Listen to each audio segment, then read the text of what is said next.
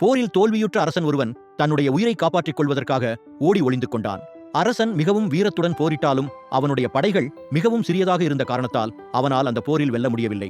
எதிரி நாட்டு அரசனிடம் மாபெரும் படைகள் இருந்த காரணத்தால் எதிரி நாட்டினர் மிக சுலபமாக வெற்றியை அடைந்தார்கள். தோல்வி அடைந்த அரசனை கொன்று விடுமாறு வென்ற அரசன் கட்டளை பிறப்பித்தான். அதனால் தோல்வியுற்ற அரசன் அருகில் இருந்த காட்டிற்கு ஓடிச் சென்று அங்கே இருந்த ஒரு பாழடைந்த குகையினுள் ஒளிந்து கொண்டான். தோல்வியை கண்டதால் அரசன் மிகவும் மனவருத்தத்துடன் காணப்பட்டான். தோல்வி உண்டாக்கிய மனச்சோர்வினால் துணிவு இழந்திருந்தான். எதனால் தோல்வியை அடைந்தோம் என்று எண்ணியபடி அரசன் குகையில் படுத்திருந்தான். அப்போது அந்த குகைக்குள் ஒரு சிலந்தி பூச்சியானது வாழ்ந்து கொண்டிருப்பதை பார்த்தான். அந்த சின்ன சிலந்தி ஸ்பைடர் செயலரசனின் கவனத்தை வெகுவாக ஈர்த்தது. அந்த பாழடைந்த குகையின் ஒரு பகுதியில் அந்த சிறிய சிலந்தியானது ஒரு வலையை பின்னுவதற்கு மிக கடுமையாக முயற்சி செய்து கொண்டிருந்தது. சிலந்தி சுவரின் மீது ஊர்ந்து செல்லும் போது வலையில் அது பின்னிய நூலருந்து சிலந்தி பூச்சியானது கீழே விழுந்துவிட்டது. இவ்வாறு பலமுறை மேலே ஏறுவதும் கீழே விழுவதுமாகவும் நடந்தது. ஆனாலும் அது தான் எடுத்துக்கொண்ட முயற்சியினை இடையில் நிறுத்தாமல் மறுபடியும் முயற்சி செய்து கொண்டே இருந்தது. அந்த சிறிய சிலந்தியானது இறுதியில் வெற்றிகரமாக அதன் வலையை பின்னி முடித்தது.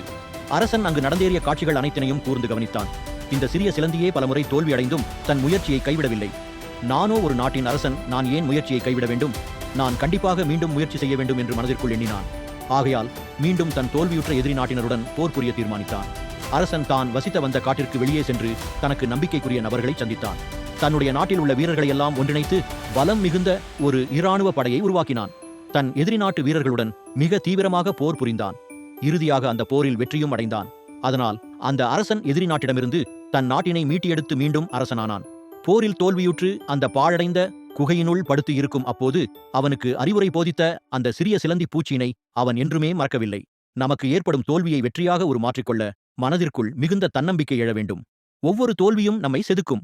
நம் எதிர்கொள்ளும் தோல்விகளிலிருந்து கற்றுக்கொண்டு செயல்படும் போது வெற்றி நிச்சயம் உண்டு. எத்தனை முறை தோல்வியை அடைந்தாலும் வெற்றி எனும் இலக்கினை அடைந்தே தீருவேன் என்ற மனதைரியத்தோடு செயல்பட்டால் நாம் தோல்வியை தோற்கடிக்கலாம். எண்ணித் துணிக கருமம், துணிந்தபின் எண்ணுவம் என்பது இழுக்கு.